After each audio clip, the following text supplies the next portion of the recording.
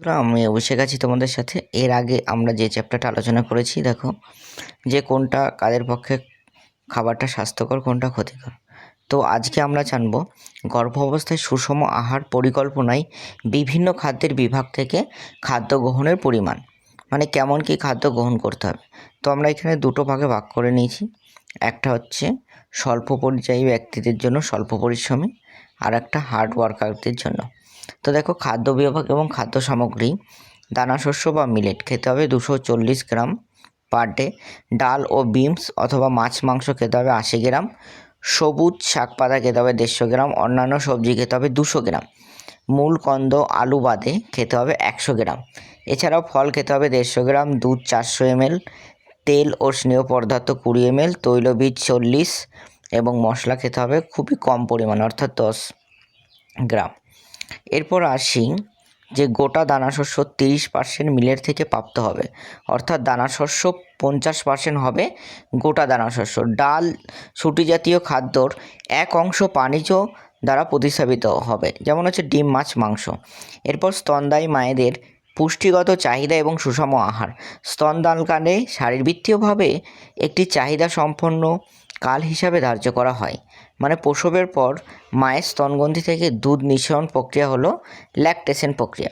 মানে উৎপাদিত দুধ নবজাতকে সঠিক পুষ্টি ও রোগ প্রতিরোধ ক্ষমতা প্রদান করে। সেই জন্য মায়ের খাবারটা খুবই গুরুত্বপূর্ণ। দুধ উৎপাদন প্রক্রিয়াকে ল্যাক্টোজেনেসিস বলে। গর্ভ অবস্থায় অন্তিম পর্যায়ে গর্ভবতী মা এবং ল্যাক্টোজেনেসিস অর্থাৎ দুগ্ধ উৎপাদন প্রক্রিয়ায় প্রথম পর্যায়ের প্রবেশ করে। গর্ভ অবস্থায় ইস্ট্রোজেন হরমোন স্তনগ্রন্থির বৃদ্ধি ঘটায় এবং ল্যাক্টোজেনোসিসের জন্য প্রস্তুত করে।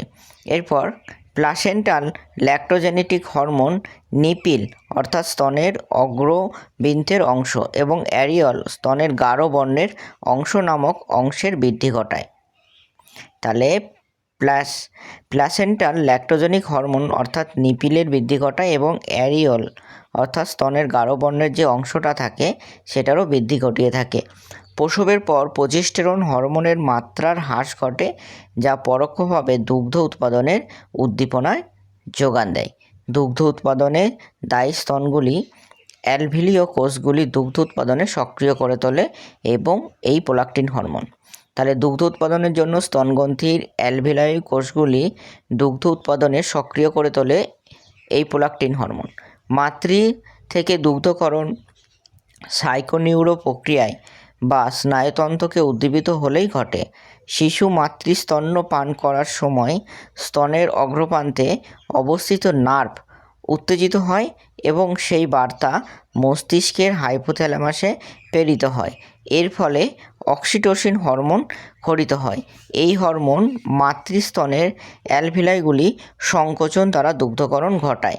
এটিকে লেট ডাউন রিফ্লেকশন বা মিল্ক ইনজেকশন রিফ্লেকশন বলা হয়, অর্থাৎ অক্সিটোসিন অ্যালভিলাই দ্বারা প্রস্তুত দুগ্ধ দুগ্ধনালীতে প্রেরিত হয়। স্তনগ্রন্থির বৃদ্ধি, দুগ্ধ উৎপাদন, দুগ্ধক্ষরণ ও দুগ্ধ পান করানো এই সকল কার্যের জন্য প্রসূতি মায়ের বিশেষ খাদ্য ও পুষ্টির চাহিদা ঘটে। মানুষের স্তনদানকাল সময়। ওয়ার্ল্ড হেলথ অর্গানাইজেশন অর্থাৎ বিশ্ব সংস্থা থেকে জানানো যাইছে যে শিশুর জন্মর পর থেকে 6 মাস পর্যন্ত সম্পূর্ণরূপে স্তনপানের অনুমোদন করেছেন হু। পরবর্তীকালে আংশিক স্তনপান অর্থাৎ পার্টিয়াল ব্রেস্ট ফিডিং চলবে। কী কী কারণে প্রসূতি মায়ের পুষ্টিগত চাহিদা বৃদ্ধি পায়? ভারতীয় প্রসূতি রমণীরা প্রসবের পরে 6 মাস গড়ে 600 ml দুধ উৎপাদনে সক্ষম। পরবর্তী পর্যায়ে অর্থাৎ 7 থেকে 12 মাস গড়ে 500 ml দুধ উৎপাদনে সক্ষম এবং সেই পরিমাণ 13 থেকে 14 মাস পরে 400 ml হয়ে যায়। অর্থাৎ 2 বছরে প্রতি শিশুর মাথাপিছু প্রসূতি মা 346 লিটার দুধ উৎপন্ন করতে পারে। নিম্নলিখিত কারণগুলির জন্য এই সময় প্রসূতি মায়ের পুষ্টিগত চাহিদা যে বর্ধিত হচ্ছে তা হচ্ছে কী কী? না, নাম্বার 1-এ আছে দুগ্ধ উৎপাদন এবং দুগ্ধক্ষরণে প্রচুর পরিমাণের শক্তি ও পুষ্টি উপাদানের প্রয়োজন হয়। দুগ্ধ উৎপাদনে মায়েদের দেহে সঞ্চিত পুষ্টি উপাদান যাতে ক্ষয় না হয়, তাই মায়ের বিশেষ বাড়তি পুষ্টির প্রয়োজনও হয়ে থাকে। শিশু সম্পূর্ণরূপে মাতৃদুগ্ধের ওপর নির্ভরশীল, তাই শিশুর চাহিদা পূরণে তার সঠিক বৃদ্ধির সহায়ক হিসাবে প্রসূতি মায়ের পুষ্টি উৎপাদনের চাহিদা বৃদ্ধি ঘটায়। মায়ের দৈনিক ক্রিয়াকলাপ সম্পাদনের পর্যাপ্ত পুষ্টির চাহিদা পূরণ করা হয়। প্রসূতি বা স্তনদায়ী মায়ের পুষ্টিগত চাহিদা। শক্তির চাহিদা একজন স্তনদায়ী মায়ের স্বাভাবিকের তুলনায় দৈনিক 600 কিলোক্যালোরি অর্থাৎ 6 মাস বয়স পর্যন্ত 0 থেকে 520 কিলোক্যালোরি 7 থেকে 12 মাস বাড়তি শক্তির প্রয়োজন বলে ICMR NIN মনে করে। মূল কারণ দৈনিক 600 থেকে 800 ml দুধ উৎপাদন ও দুগ্ধকরণ হয়। এরপর আসছি পুষ্টিবিজ্ঞানের যেটা শ্রেণী, ওজন আর শক্তি। প্রসূতি নারী 0 থেকে 6 মাস পর্যন্ত সম্পূর্ণ স্তনদানকালে তার দৈহিক ওজন থাকে 55 প্লাস GWC এবং শক্তির ক্যালোরির প্রয়োজন হয় 600। প্রসূতি নারী যখন 7 থেকে 12 মাস আংশিক স্তনদানকাল, তখন তার ওজন 55 প্লাসের যদি হয় তাহলে তার 520 কিলোক্যালোরি। স্তনদানকালে শক্তি ব্যয়। প্রসূতি মায়ের বর্ধিত শক্তির চাহিদার মূল দুটি কারণ হলো দুগ্ধ উৎপাদন এবং দুগ্ধক্ষরণ। এছাড়া স্তনপান করানোর জন্য অতিরিক্ত শক্তি ব্যয় হয়। প্রথম 6 মাসে স্তনপান করানোর জন্য বাড়তি শক্তি ব্যয় হয় 675 কিলোক্যালোরি প্রত্যেকটা দিন। দ্বিতীয় 6 মাসে স্তনপান করানোর জন্য বাড়তি শক্তি ব্যয় হয় 460 কিলোক্যালোরি পার ডে। এই বাড়তি শক্তি ব্যয় এবং বাড়তি শক্তির প্রয়োজনের মাধ্যমে পূরণ করানো হয়। প্রোটিনের চাহিদা। প্রসূতি নারীর 0 থেকে 55 কিলো ওয়েট হবে যখন, তাহলে স্বাভাবিক অবস্থায় 46 কিলোক্যালোরি পার গ্রাম পার ডে। এরপর আসছে 7 থেকে 12 মাসে 83 গ্রাম পার ডে। অতিরিক্ত প্রসূতি অবস্থায় বাড়তি চাহিদা, অতিরিক্ত 17 গ্রাম বেশি, এটা 13 গ্রাম বেশি দিলেই হবে। এরপর প্রসূতি মায়ের দৈনিক ক্রিয়াকলাপ সম্পাদনের জন্য উৎপাদিত দুগ্ধে প্রোটিন সরবরাহ করতে পুষ্টি উপাদান হিসাবে প্রোটিন প্রয়োজন হয়। ফ্যাটের চাহিদা। ICMR বা NIN 2020 পুষ্টির বিশেষ কমিটি দ্বারা গঠিত RAD এর পাশে উল্লেখিত অনুযায়ী ধার্য করা হয়েছে। প্রসূতি মায়ের খাদ্য তালিকায় স্বাস্থ্যকর ফ্যাট, বিশেষ করে অপরিহার্য ফ্যাটি অ্যাসিড বাঞ্ছনীয় এবং এতে শিশুর মস্তিষ্ক বৃদ্ধি এবং নিশ্চিত হয়। দেহের প্রয়োজনীয় শক্তির 20% ফ্যাট গৃহীত হয় এবং 100 মিলিগ্রাম EPA এবং 200 mg DHA গ্রহণ করা উচিত। এরপর দেখো, স্বাভাবিক অবস্থায় ফ্যাটের প্রয়োজন হচ্ছে স্বল্প পরিশ্রমী যারা কাজ করে তাদের 20 গ্রাম, যারা প্রসূতি অবস্থায় থাকে তাদের 30 গ্রাম, মাঝারি বয়সে লাগে 25 গ্রাম, প্রসূতি অবস্থায় লাগে 30 গ্রাম এবং কঠোর পরিশ্রম যারা করে তারা নর্মালেও 30 এবং প্রসূতি অবস্থাতেও 30। এরপর আসি ক্যালসিয়ামের চাহিদা। মাতৃদুগ্ধের মাধ্যমে দৈনিক 200 মিলিগ্রাম ক্যালসিয়াম শিশুর দেহে প্রবেশ করে, তাই প্রসূতি নারীর BMD বোন মিনারেল ডেনসিটি বজায় রাখতে ও শিশুর দেহে সঠিক মাত্রায় ক্যালসিয়াম স্থানান্তর করতে বাড়তি ICMR 200 মিলিগ্রাম ক্যালসিয়াম সুপারিশ করেছে।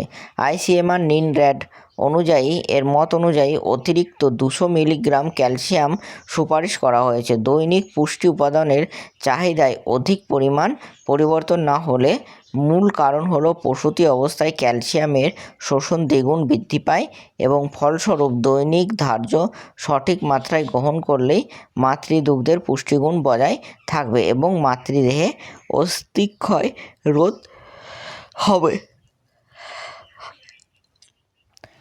আয়রনের চাহিদা। এরপর প্রসূতি নারীর প্রসূতিকালীন অবস্থায় হরমোন যে প্রোল্যাক্টিন ঋতুচক্র বন্ধন রাখে, তাই আয়রনের অপচয় খুব কমই ঘটে। অর্থাৎ NIN এবং ICMR এর জন্য বা RAD 2020 অনুযায়ী পুষ্টি বিজ্ঞানীরা তাই স্বাভাবিক অবস্থার তুলনায় প্রসূতিকালে আয়রনের চাহিদা কম পরিমাণে সুপারিশ করেছেন। এছাড়া মাতৃদুগ্ধ আয়রনের গুরুত্বপূর্ণ উৎস নয় বলে মাতৃদুগ্ধের মাধ্যমে শিশুর দেহে বিশেষ প্রবেশ করে না, তাই বাড়তি আয়রন গ্রহণে মাতৃদুগ্ধ আয়রনের বাড়াতে পারে না। এছাড়া শিশুর পর্যাপ্ত লোহা সঞ্চয় নিয়েই জন্মগ্রহণ করে, তার জন্য আয়রনটাও অতটা লাগে না।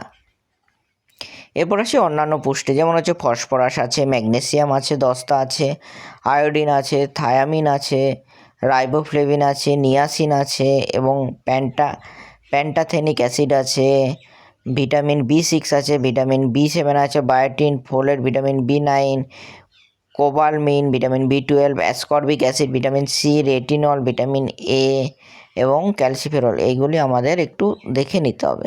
এরপর আসি গর্ভবতী মায়ের সুষম আহার।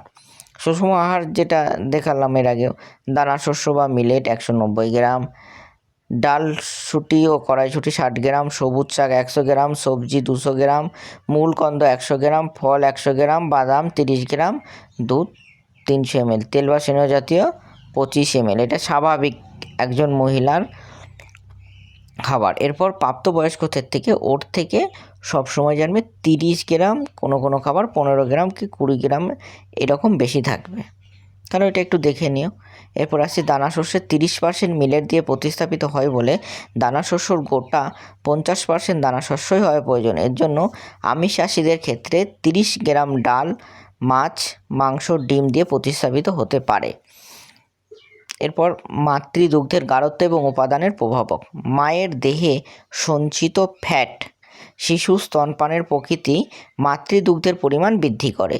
বংশগতভাবে দুধ উৎপাদন ক্ষমতা, মাতৃদেহে তরল গ্রহণ, মায়ের মানসিক স্থিতি এবং ওষুধ সেবনের জন্য মাতৃদুগ্ধের ক্ষরণ নিয়ন্ত্রণ হয়।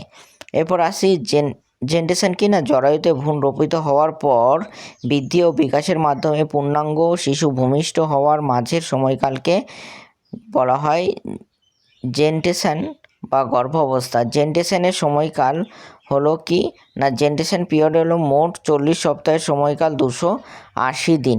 3টি টাইমেশনে বিভক্ত থাকে, first trimester, second trimester, third trimester. এরপর আসি প্লাসেন্টা বা অমরা কি। প্লাসেন্টা বা অমরা হলো গর্ভ অবস্থায় একটি অস্থায়ী অঙ্গ, যা গর্ভাবস্থায় মাতৃদেহ ও বিকশমান ভ্রূণের মধ্যে পুষ্টিরস, অক্সিজেন, বর্জ্য ইত্যাদি আদান প্রদান হয়। নাভিরজ্জু বা অম্বিলিকাল কর্ড কি না, এই অঙ্গটির মাধ্যমে প্লাসেন্টার সঙ্গে বিকাশমান ভ্রূণ সংযুক্ত থাকে এবং খাদ্য বর্জন হয়ে শ্বাসবায়ুর আদান প্রদানেও সাহায্য করে থাকে। গর্ভাবস্থায় শারীরবৃত্তীয় পরিবর্তনের মাধ্যমে উল্লেখযোগ্য বিষয়গুলি হলো জরায়ুর আয়তন 500 থেকে 1000 গুণ বৃদ্ধি পায়, রক্তরস বা প্লাজমা 50% বৃদ্ধি পায়, আরবিসি 12% বৃদ্ধি পায় এবং মৌলে বিপাকীয় হারও বেড়ে যায়। আজ এই পর্যন্ত, পরবর্তী ভিডিও